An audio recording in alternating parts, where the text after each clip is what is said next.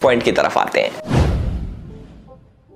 जो second point है कि who is behind Dhruv Rathee. मैं चाहता हूं कि ये वाला पॉइंट जो है ना बिल्कुल स्किप ना करा जाए और एक एक पॉइंट, एक एक डॉट जोड़ा जाए। आप लोग बहुत समझदार हो, किसी की व्हाट्सएप यूनिवर्सिटी के चक्कर में फंस के मत रहना भाई। गूगल आप सभी लोगों का है, उस पर जाके आप लोग सर्च कर सकते हो, आर्टिकल कोई भी देख सकता है। तो जो मैं बोलने जा रहा हूं ना, जो मैं बोलने जा रहा हूं इसको बड़ी ध्यान से सुनना। साल 2020 के अंदर ध्रुव राठी ने एक फेसबुक ग्रुप बनाया जिसके अंदर वो एडमिन थे और इस ग्रुप के अंदर बहुत सारे लोग थे। उसके अंदर एक इंपॉर्टेंट चेहरा था जिसका नाम है आदिल अमन। अगर ध्रुव भाई ये वीडियो देख रहे हैं तो भाई के चेहरे पे मुस्कुराहट आ गई होगी क्योंकि पुराने साथी हैं, आम आदमी पार्टी में साथ में काम करते थे।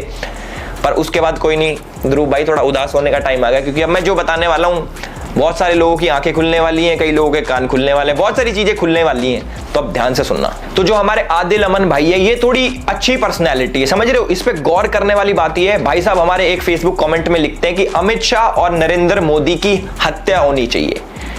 चलो कोई बात नहीं भाई, ये हर इंसान का राइट है, freedom of speech guys, freedom of speech, कोई बात नहीं भाई ने बोल दिया। उसके बाद ये लिखते हैं कि जो ब्राह्मण समाज है ये विदेश से आए हैं, ये कीड़े हैं और इनको सबको मार देना चाहिए। और जिन लोगों को लगता है कि आदिल अमन और ध्रुव राठी सिर्फ एक फेसबुक पेज चलाते हैं तो आप लोग गलत हो। ये लोग साथ में प्रोटेस्ट भी प्लान करते हैं।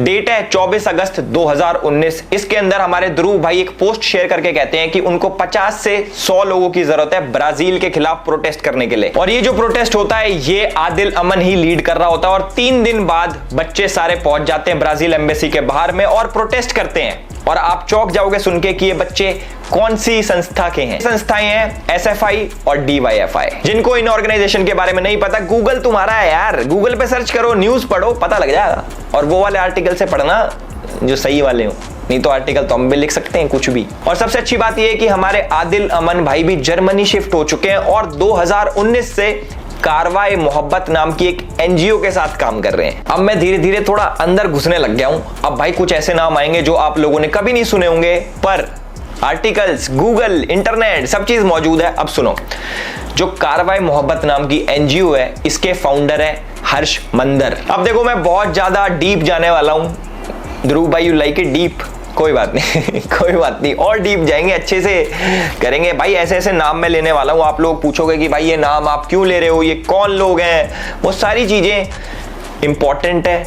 एक एक नाम का मीनिंग है और सारे लोग किसी ना किसी इंसान से जुड़े हुए हैं और लास्ट में सब चीज आपको पता लग जाएगा कि ध्रुव राठी की वीडियो कब आती है, किस टाइम पे आती है, कौन लिखता है, कैसे लिखता है, कौन बताता है, सब बताऊंगा। तो जो हमारी ये एनजीओ है कारवाए मोहब्बत, इसके जो फाउंडर हैं, इसके जो संस्थापक हैं, उसका नाम है हर्ष मंदार।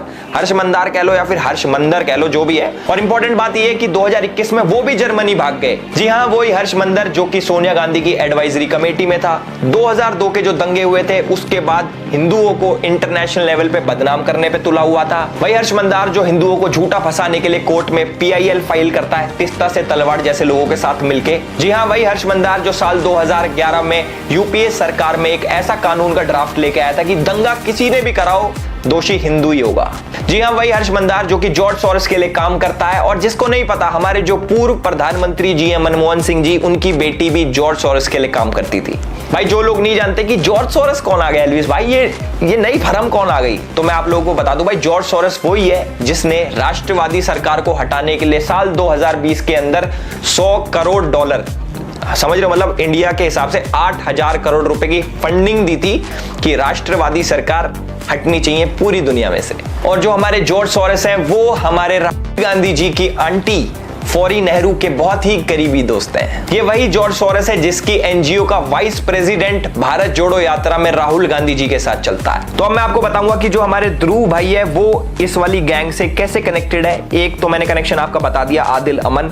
दूसरा मैं आपको बताता हूं जो हमारे ध्रुव भाई की वीडियोज होती हैं डिक्टेटर वाली, इनकी स्क्रिप्ट कहां से आती है, इनकी टाइमिंग कहां से आती है, कौन बताता है कि आपको कौन सी वीडियो लिखनी है, कैसे लिखनी है, वो सारी चीजें मैं आपको बताऊंगा। 14 दिसंबर 2019 को हर्ष मंदार CAA और NRC के ऊपर एक ट्वीट करता है। CAA के बारे में कुछ लिखता है और NRC जो कि अभी इंप्लीमेंट भी नहीं हुआ था उसके बारे में झूठी खबर फैलाता है। और ठीक 3 दिन बाद यानी कि 17 दिसंबर 2019 को हमारे ध्रुव भाई as per the tool kit video बनाते हैं। उसके अंदर CAA का जिक्र होता है और NRC को लेके झूठी खबर फैलाई जाती है। और एक बार तो वीडियो में हमारे भाई साहब कह देते हैं कि मैं भारत सरकार की नहीं मानूंगा, मैं यूएन की मानूंगा। साथ में मैं आपको बता दूं, जो दिल्ली दंगे हुए थे उसका जो मुख्य आरोपी था उमर खालिद, उसके फ्रेंड है आदिल अमन, आदिल अमन के फ्रेंड है हमारे ध्रुव राठी जी। तो आपको पता लग गया होगा ये नेक्सस कहां से चल रहा है, कैसे काम करता है, कौन सी टूल किट परोसी जा रही है। 4 अगस्त 2023 को हर्ष मंदार ट्वीट करते हैं मणिपुर दंगों के ऊपर और ठीक 2 दिन बाद हमारे ध्रुव भाई की वीडियो आ जाती है सेम मणिपुर दंगों के ऊपर, वो भी भारत सरकार को ही टारगेट करते हैं हमारे भाई साहब। अब तुम एक चीज देखना, हर्ष मंदार के ट्वीट और ध्रुव राठी की वीडियो, उसके बीच में जितना भी ये गैप आ रहा है ना, जैसे सपोज 4 तारीख को उसने ट्वीट करा, 6 तारीख को इसकी वीडियो आ गई, जो 2 दिन का गैप है ना वो स्क्रिप्टिंग और एडिटिंग का आएगी, थोड़ी सी स्क्रिप्ट बना दी एडिटिंग का, नहीं तो भैया ये सेम टाइम पे टूल किट काम करती है। और भाई अगर तुम्हें यकीन ना आता हो ना तो एक काम करना, हर्ष मंदार के ट्वीट जाके चेक कर लेना, उनकी टाइमिंग चेक करना, टाइम चेक करना, और साथ में ध्रुव राठी की वीडियो की टाइमिंग चेक करना कि कितने दिन का गैप होता है हर बारी, ऐसे नहीं कि एक बारी हो गया 2 बारी हो गया, हर बारी। अब देखो मेन चीज ये क्या पता हर्ष मंदार भाई अपने ट्वीट डिलीट कर ले, तो उससे पहले जाके देख लेना, या फिर अपना अकाउंट प्राइवेट कर ले, तो कैसे देखोगे, कोई नहीं स्क्रीनशॉट लगा देंगे हम। 1 अप्रैल 2024 को ध्रुव राठी एक वीडियो निकालता है जिसके अंदर मोदी जी को वो डिक्टेटर बोलता है, उनका कंपैरिजन वो हिटलर से करता है। कोई बात नहीं भाई, वीडियो निकालना हक है भाई, डेमोक्रेसी है, कुछ भी हो, पर टाइमिंग देखो। ठीक 2 दिन पहले हर्ष मंदार ने एक आर्टिकल शेयर करा होता है ट्विटर के ऊपर जिसके अंदर सेम मोदी जी को हिटलर से कंपेयर करा होता है। वो मैं बता रहा हूं ना भाई, ये जो 2 दिन का गैप है ना साढ़े एडिटिंग और स्क्रिप्टिंग का है, तुम चेक कर लेना। हर्ष मंदार उधर ट्वीट करता है देश के खिलाफ और उसके बाद सेम एज इट इज उसी टॉपिक के ऊपर ध्रुव राठी वीडियो निकाल देता है और बहुत ही प्यारे तरीके से आप लोगों को परोस देता है आधे फैक्ट्स। एक चीज आप लोगों ने सुनी होगी कि जो झूठ होता है ना, झूठ उससे ज्यादा खतरनाक होता है आधा सच, जो कि फैक्ट्स मैनिपुलेट कैसे करते हैं, कौन से आर्टिकल दिखाने हैं, कौन से वेबसाइट्स दिखानी है, ये न्यूज पोर्टल्स दिखाने हैं। वो अब मैं चाहूं, अगर मुझे मान लो कैमरामैन है, मुझे इसको गलत साबित करना है, मैं भाई कर दूंगा कैसे ना कैसे करके, आर्टिकल पार्टिकल दिखा के। पहले वो भी एक पैटर्न होता है, गैस लाइटिंग होती है, बहुत सारी चीजें होती हैं, वो करने को कोई कुछ भी कर सकता है, पर इंसान कितना पागल होगा, समझ रहे हो, कितना पागल होगा। तो भाई मैंने आपको बता दिया, जो हर्ष मंदार है वो जॉर्ज सोरोस के साथ काम करता है, जिसने 8,000 करोड़ की फंडिंग दे रखी है मोदी जैसे राष्ट्रवादी पीएम को हटाने के लिए और सरकार गिराने के लिए, जो कि हमारी गांधी फैमिली के बहुत ज्यादा क्लोज है। और हमारे पूर्व प्रधानमंत्री की जो लड़की है वो भी जॉर्ज सोरोस के साथ काम करती थी। चलो कुछ और चीजें आप लोगों के साथ शेयर करते हैं जिससे आप थोड़ी सी वो हो जाएगी, क्या कहते हैं उसको, थोड़ा तड़का लग जाएगा।